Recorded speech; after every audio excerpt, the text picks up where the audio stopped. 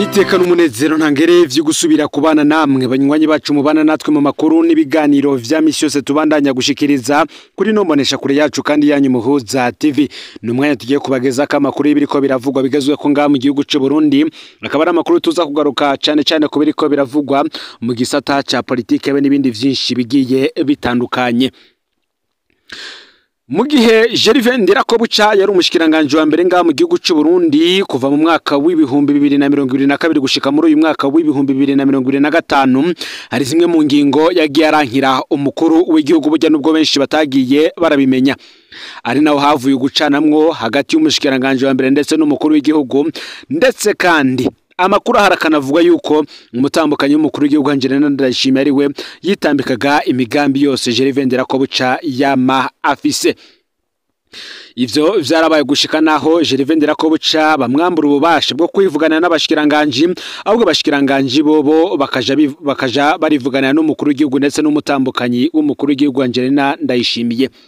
Benshi bari ko kandi muri iyi myaka ubwo Gervais Ndirakobuca atari karumvikana n'umutambukanyi w'umukuru w'igihugu Angelina Ndayishimiye nkuko vyagendekeye uwahora ari umushikiranganje wa mbere Arengiyome Bunyoni, vyagenze President Ndayishimiye yarahisemwo gushinga ibiro vy'umutambukanyi w'umukuru w'igihugu. Ubundi ivyo ntivyabagaho. Kimwe rero mu vyo Gervais Ndirakobuca yari yaritambitse mu migambi yose y'umuryango w'umukuru w'igihugu, no kuvuga y'umutambukanyi ndetse y'umutambukanyi w'umukuru w'igihugu ndetse n'umukuru w'igihugu Varisito Ndayishimiye, harimwo iyaba yo gukamya ubutunzi bw'igihugu. Benshi bakandibuka kandi ko Gervais Ndirakobuca kubona President Ndayishimiye yifotozanya n'abarimyi biwe bimubabaza cyane, kuko we yamenye ngamagorwa abarundi ibigorewe kuri iki gihe. Hari rimwe mwishyiramwe rikomeye cyane ngaha mu gihugu c'u Burundi, ndetse kandi akaba ari n'ishiramwe rya leta, bamwe bavuga yuko President Ndayishimiye n'umutambukanyi we bo bipfuza kuguramwo kimwe mu gisata, nkuko tuza kubigaruka ko ico gisata kikaba ngo cari gisigaye cinjiza imiliyoni 800 ku kwezi, none ngabasuma bagiye kugitwara. Turaza kubageza ko intaye y'umwe mu bakozi bico y'iryo shiramwe rya leta. Ubundi mu bisanzwe leta irafise uburenganzira bwo kugurisha ishiramwe yayo, ivyo ntitubiharira, ariko igitangaje n'ingene ikintu cose nk'ico gikorerwa mu kinyegero. Conseil d'administration y'ico kigo nta na kimwe yigeze menyeshwa kugeza ubu. Ni mu gihe amakuru ahari avuga yuko n'ubundi nkuko natanguye mbivuga, Gervais Ndirakobuca ari we yari yaranse ko ivyo bikorwa, kuko we yabona ko n'ubundi ari ivy'akagwi kamwe gashaka kujya imitsi y'abene gihugu.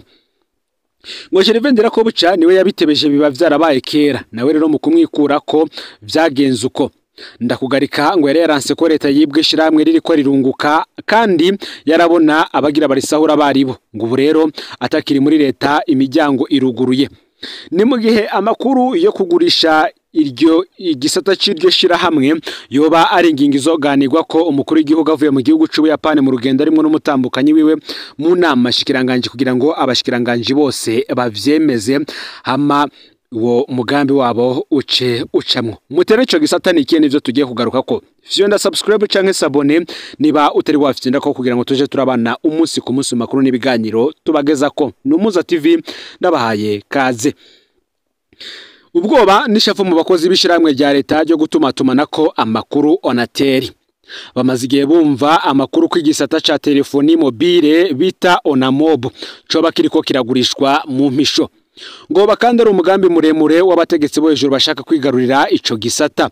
Abo bakozi bakavuga ko Onamob no kuvuga igisata ca telefoni mobile yari kiratera imbere bimwe biboneka, ngo ntibumva rero impamvu igisata cunguka coca kigurishwa.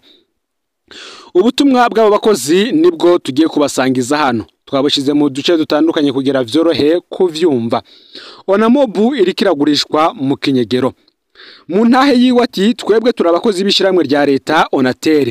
Haraciye hafi umwaka hari abantu begere cyane umuryango w'umukuru w'igihugu batanguye kutwibira akabanga ko hariho umugambi wo kugurisha Onamob, no kuvuga igice ca Onatel gikora ibijanye na telefoni mobile. Ariko ico gihe twabifashe nk'ibihuha, ntavyo twigeze twitaho. Muri no minsi ibintu vyakomeye rwose. hano ku cicaro gikuru ca Onatel bariko barafuta ibimenyetso vya Onamob. Hahora hamanitse banderole za Onamob none zose zakuweho. Nta numwe azi impamvu. Tubajije ababikora bavuga ko ari itegeko ryavuye ku muyobozi mukuru ngo yabatumye gukuraho ikintu cyose cerekana Onamob. Amatwa dusumira ngo Onamob bayihaye smart cyangwa se raseri imwe yari yarugaye. Ariko mu makuru ahari kandi ariko aravugwa nabo mu biro vy'umukuru w'igihugu kwa Evariste Ndayishimiye muri Ntare House ngo nuruyeri ruzotuma Angelina Ndayishimiye ayigarurira agashiramwe umutahe. Dufise amakuru ko iyo ngingo yimirijwe gufatwa mu nama shikiranganje ya vuba. Burya ngo Gervais Ndirakobuca nkuko twatangwe tubivuga niwe yari yaravyanse, niwe yabitebeje biba vyarabaye kera. Ndakugarika we ngo ico yari yaranse nkuko twabigarutse ko nuko leta yibwa ishiramwe ririko rirunguka kandi yarabona abagira barisahure abaribo. Ngo ubu rero atakiri muri leta, imiryango irugururiwe abo basuma. Mu bisanzwe kubera iki rero inzego za Onatel atana kimwe nazo zigeze zimenyeshwa. Mu bisanzwe leta irafise uburenganzira bwo kugurisha amashiramwe yayo, ivyo ntitubiharira. Ngariki gitangaje n'ingene ikintu nk'ico gikorerwa mu kinyegero. Conseil d'administration ya Onatel nta na kimwe yigeze imenyeshwa kugeza ubu. Les organes sociaux za Onatel nazo nta na kimwe zabwiwe. Umuntu wenyene yoba afise ico abiziko ni umuyobozi mukuru. Uti ntituzi amafaranga bayigurishije, ntituzi n'ingene bazotandukanya igice kiraba telefoni fixe n'ico gice ca telefoni mobile. Ngo vyose ni igipfungu. Uyu mukozi wo muri Onatel akabandanya agira ati: ikindi kidusiga ni ingene bagurisha igice cyariko kirunguka kandi cyariko kiratera imbere cyane. Ubu Onamob yarisigaye yinjiza miliyoni 800 ku kwezi, none abasuma baraje kwidutwara atacamira. Kubera iki rero ibi bikorwa mu kinywabi? Uti mu bisanzwe yaba byari bikozwe mu muco hategerezwa kubanza gukorwa audit ya Onamob. Audit niyo kwerekana agaciro ko kurikishira hamwe. Ivyo biheze hobayeho appel d'offre ku mugaragaro.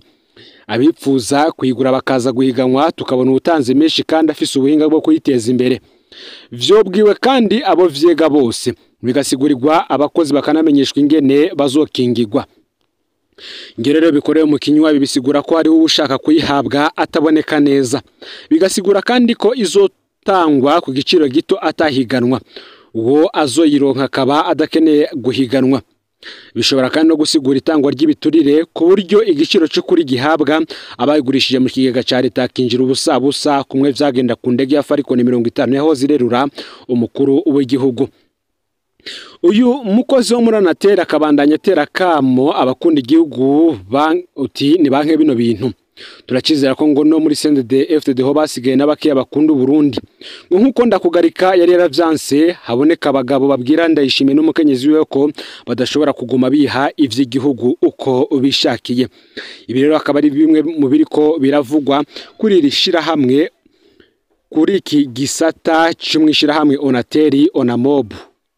Igisata cha telefoni mobile.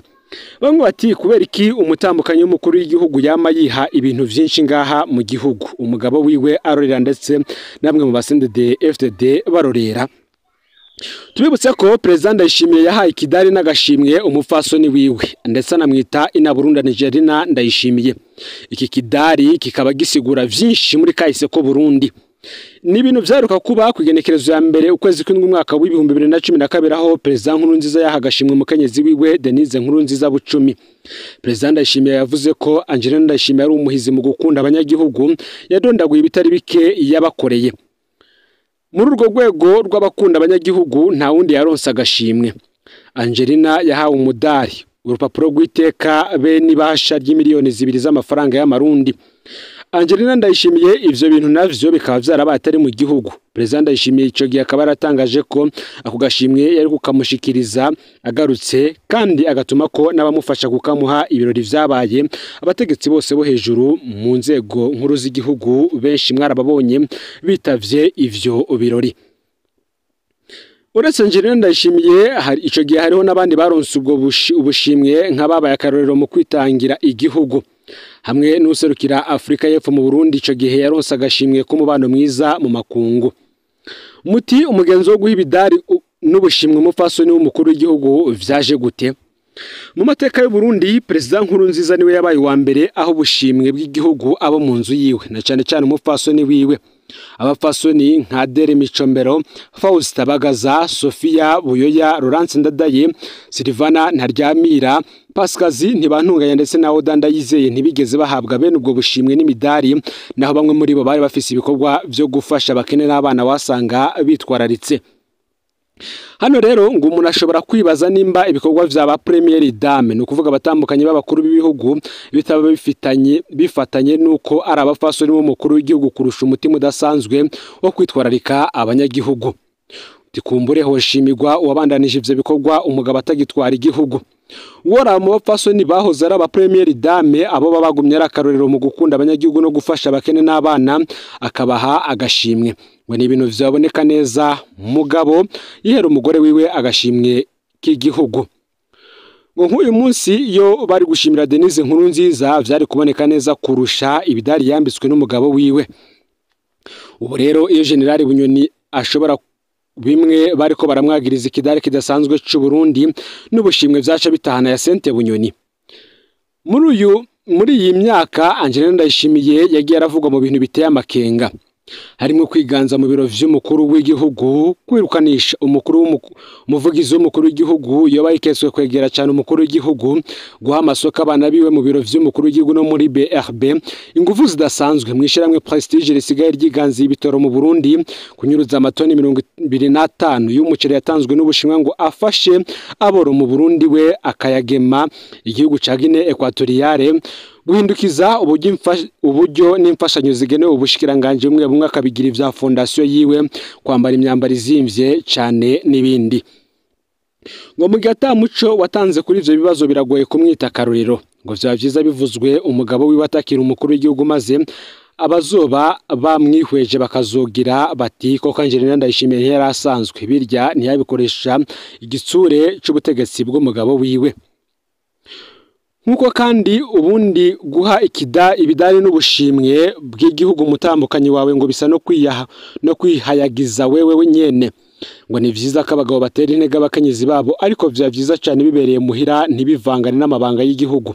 Ngibaza hamwe abakuru b'imitumba bose botanga ubushimwe bakabuhera ku bakenyezi babo, bamusanire b'amakomine bakabikora gutyo, babura amatari b'intara bose bakabikora gutyo, abashikiranganje mu bushikiranganje bajejwe navyo bikaba gutyo. Muti igihugu coba kiriko kiragana hehe?